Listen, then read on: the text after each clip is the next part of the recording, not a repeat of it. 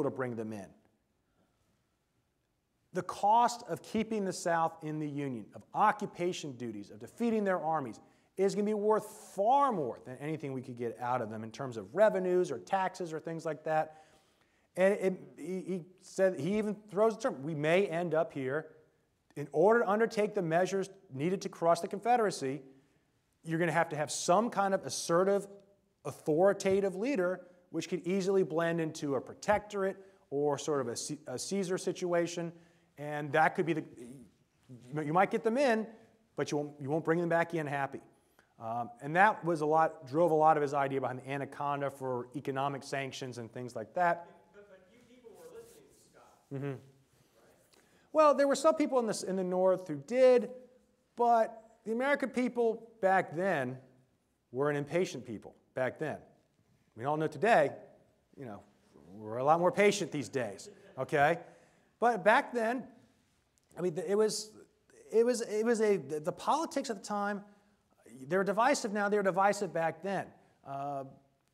The passion that people have for politics in the 19th century, I mean, now we've got sports to take off some of our competitive juices. It has sometimes been said that politics was America's first national sport. I mean, people invested into politics the kind of passion that we disperse between politics and sport. They put it all into politics. So it is a very, very volatile, hard to get a hold on very passionate political system. And the thinking was, this thing got ratcheted. We were in this war because the passions got ratcheted up. Scott's saying the first thing we need to do is calm those passions down. Do some kind of compromise. Do some kind of conciliation. But of course, the Lincoln perspective is the opposite. As I said before, you keep compromising, you keep giving in, you keep giving in, you keep giving in, you're just going to stir up the passions even more because people have learned that getting emotional pays. And so there's this shape that both are thinking of what is the problem we're trying to deal with here. It makes the war very, very complicated, a complicated conflict. Not that there are any real simple conflicts, but it makes the Civil War much more complicated than sometimes you get the impression. Yes, sir? So just to carry this further, it appears that you're teasing out that there was some wisdom or perspective in what Scott was advocating, but of course it sounded like he was arguing for compromise, which may have not been getting traction at the time. So was he vindicated? What happened to him in the immediate, was he dismissed within a year, and then was he vindicated during his lifetime? Again, you're trying to do a counterfactual. What if they had done the Anaconda plan? And there's some people afterwards say, after 2 or 3 years, they say, maybe we should listen to Scott. But the argument for immediate action, a quick stand, appeared to be a logical stand. Like I said, in Missouri, it worked. And now we now know it didn't work so well because it left underlying problems. But again, this idea that you can win the victory, you can defeat the enemy quickly, you can shock and awe them, and then they'll collapse. That's a very, very powerful pitch, as opposed to saying this gloomy guy's hair is going to last. It says it's going to last forever. And again, the nature of American politics, we got elections every 2 years, and for Congress, we got elections with the president every 4 years. You've got elections at the state level, which have an impact on. So you've constantly got this concern about the electoral situation, and you've got editorials which are saying, stand up, be firm, be strong, be like Andrew. Andrew Jackson's image keeps on coming up in front of Lincoln, and Lincoln articulates it himself. When the people of Maryland proved troublesome in letting troops go through there, the governor of Maryland says to Lincoln, maybe you should not be sending more troops through Maryland. And Lincoln says, there's no Andrew Jackson in that. There's no strength in that. There's no respect. There's no decency in this. I'm going to send troops through the state of Maryland. So this picture that Jackson had stood up strong to these people, and since Jackson, we in the North have not. We did compromise in 1932. We did compromise in 1850. We gave them this. We gave them that. We gave them the Kansas-Nebraska Act. And every time we think we've got them to the point where they say, give us this and we'll behave. I mean, it's the Munich analogy, right? Which is, you keep giving in to people, and if you don't stand up straight right away, but if only you stood up firm earlier. Of course, then there's the World War I analogy, was if you jump in too fast, then you end up fighting over some guy getting shot in the Balkans, right? So these two lessons of history, and sort of that's the challenge of trying to see what are the parallels that can inform our thinking while also being sensitive to differences then and now that can also shape our thinking. Did that address? I kind of went off on a tangent there. That's very helpful. And what actually happened to Scott? Scott retired as General-in-Chief in November of 1861. After First Manassas, George McClellan is called to Washington from Western Virginia, and he takes command of the troops around Virginia, around D.C. Winfield Scott is his senior officer. Abraham Lincoln is not the greatest respecter of the chain of command. Abraham Lincoln goes to McClellan's house all the time to talk about stuff. Scott says to the Secretary of War, hey, he's supposed to work through a chain of command. Secretary of War issues orders saying that you must work through a chain of command, but Lincoln keeps going to McClellan's house. And McClellan begins viewing Scott as getting in the way of his plans of operations. And he uses this frustration begins building in October about the failure to undertake operations again in Virginia. And McClellan tells the people who are upset about it, Scott's fault. So they begin going to Lincoln and they start saying, hey, it's time for the general to resign and retire.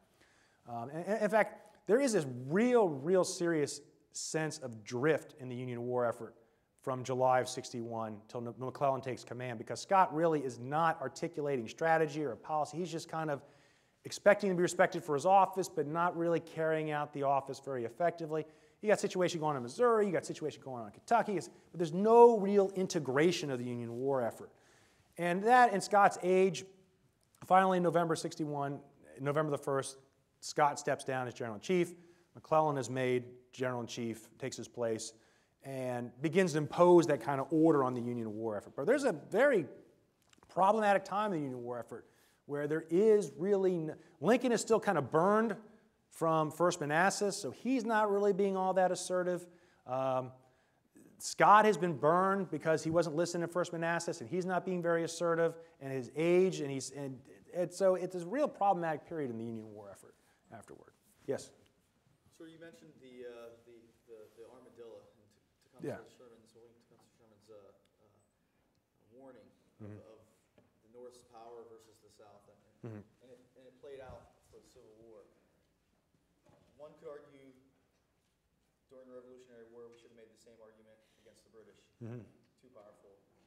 Vietnamese against America during the Vietnam War. Mm-hmm. Spanish against the French. Mm-hmm. What's the difference in the outcome of the Civil War versus those other, and you can take it to Afghanistan. And so if we're learning from it, what's the difference in how the North, and I would throw out my thought process is you start to see a change when Sherman goes across the South, when you look at the newspaper articles, and the governor's wanting to pull their forces back. So looking at that, what's the difference between those and how the Civil War played out? With the 6 seconds we got left. Differences, again, there are differences, similarities, analogies. The Confederacy ultimately decides overwhelmingly to pursue a conventional strategy against the North in a war of exhaustion. In a conventional war of exhaustion, Napoleon can't win a conventional war of exhaustion. The Germans in World War II can't win a conventional war of exhaustion. However, those other ones, the American Revolution, the Vietnam, you have an irregular force, which is a much bigger component of strategy. There are irregulars in the Confederacy, but there's no real effort to incorporate it into the overall strategy. In fact, Richmond very much does not like irregular warfare. And much of this is rooted in the fact that they're defending a slave society. And if you start having irregular warfare, and again, you still have the same situation in the American Revolution. But if you have irregular warfare in a very hierarchical society, I mean, the Southerners are seceding to preserve a society that is hierarchical, that's deferential, that's very traditional in its way of doing things. Part of guerrilla warfare works is if the other guy's army comes into your neighborhood. Well, if Union armies come into a Confederate neighborhood, slavery is going to be, as we're going to see during the war, slavery begins to fall apart. And if you're going to adopt a strategy, that's going to lead to slavery falling apart. And I'm not saying the whole war is about slavery, but if you adopt a strategy in which that is going to have slavery fall apart, that is going to be unacceptable to Southerners. And you see what happens when Northern armies start going to the South, the slaves start running away, even before the Emancipation Proclamation. And so to adopt the guerrilla methods would have required such a different mindset on the part of the Confederates.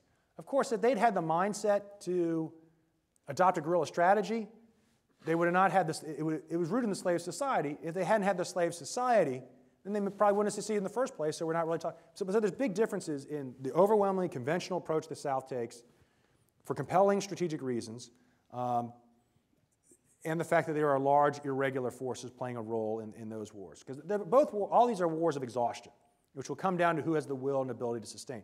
And it can be argued that if you look at the sectional conflict as a war of exhaustion, ultimately the South does prevail in a certain sense. They don't get an independent confederacy, but they do get to determine the terms with which their society will be organized after slavery has been abolished. One in which there are severely circumscribed civil rights for African Americans. Power will be in the hands of the same sort of people who had power before the war, and they've worked out a labor relationship which is close enough to slavery for Southerners to accept. So there's an argument that the South lost the war of exhaustion for the Union. They gave up the Confederacy because they said independent Confederacy wasn't worth this destruction of our society, this kind of guerrilla conflict. But Reconstruction, determining the terms of home rule once we're established in the Union, that is worth conducting guerrilla operations. And the argument is, the Ku Klux Klan and their guerrilla forces did win Reconstruction. Okay, so that's one of the reasons we're trying to get more of Reconstruction into the curriculum at the Staff College, as opposed to a lot of the railroads and conventional stuff of the Civil War, because it does have that.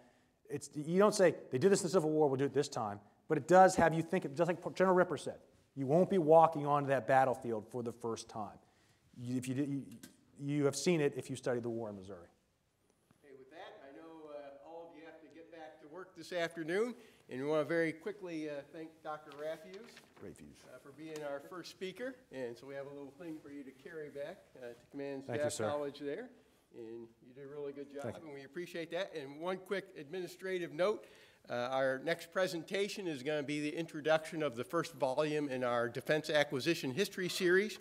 We'll have the author here talking about that, Dr. Elliot Converse, and also we'll have here a former Undersecretary of Defense for AT&L, Dr. Jack Gansler, and also Dr. Roy Wood out of the Defense Acquisition University. And they'll be talking about how we stood up initially in the first 15 years, 45 to 1960, the acquisition process in the Department of Defense, and tried to bring all the services together in that respect. That's on the 10th of May at 11:30.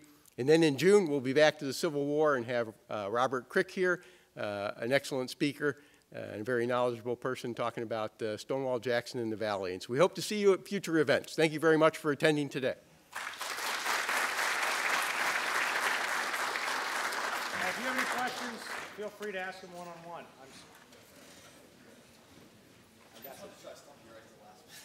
Yeah, well, that was a good question.